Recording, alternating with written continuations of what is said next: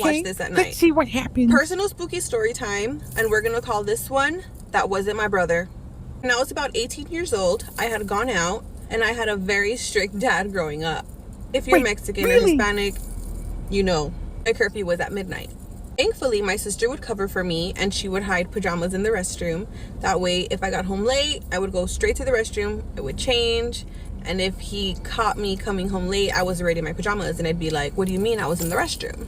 So this specific night, I get home past my curfew, I go straight to the restroom, I use the restroom, wash my face, brush my teeth, put on my pajamas. The way that our house is set up is a long hallway, restroom, my bedroom, my brother's bedroom. But as you're walking to the bedrooms, the living room is right here.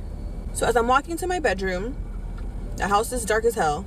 Our front door has glass and the porch light kind of gleams in. So I'm walking to my bedroom and I happen to look in the living room, right in front of our front door, I see a little boy. Wow, that's and he's standing scary. there. But what's crazy is the way that he's standing in this perfect spot, the light cuts off right here.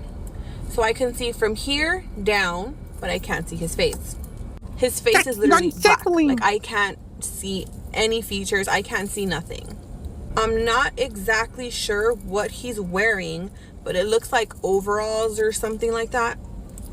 My first instinct isn't, oh my God, that's a ghost. My instinct is, what the hell is my brother doing awake right now? So I stand there and I'm calling for my brother. I'm literally like, Eric. My brother's name is Eric. So I'm whispering and I'm like, Eric. Trying to make sure that my parents don't hear me because it's about 3 a.m. and my brother is just standing there. And I'm like, God. Eric. Nothing. No movement. Nothing. So I'm literally standing there for what feels like forever, waiting for my brother to cut his shit out and fucking go lay down, because I'm about to get my ass kicked. And he's just standing there. So now my wheels are turning and I'm like, okay, what's going on? And when I tell you this is the most I've ever been scared, like I was shook, I was shitting myself. I decide, okay, I'm gonna go to my brother's room. Turn on my flashlight. I'm looking, and my brother is asleep in his room. I was so scared. Okay. I didn't even go back to my room. Like I don't want to think about that. Out. I've talked about my mom's house being haunted before.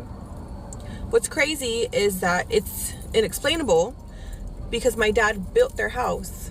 I'd understand if it was like an older house or something like that, but it was a new house. Like, I have not done any research on the land, if there used to be something there, if something happened there. I have not done any research, but I have seen and heard so many things inside that house. It is fucking haunted. It wasn't a mimic, because now that I think about it, this little boy was definitely younger than my brother, and we've seen him many times. He loves to play peekaboo. We have 2 living rooms in my parents' house, and my mom was always in the smaller living room in her recliner, and a wall separates both living rooms with a half moon, and she says that she'd be there in the morning and this is the wall and she could see the little boy like peeking. Oh, that's and when my mom terrifying. would go and look, he'd kind of like, or if this is the wall, he'd kind of like, you know, I can't but at least it's a friendly ghost.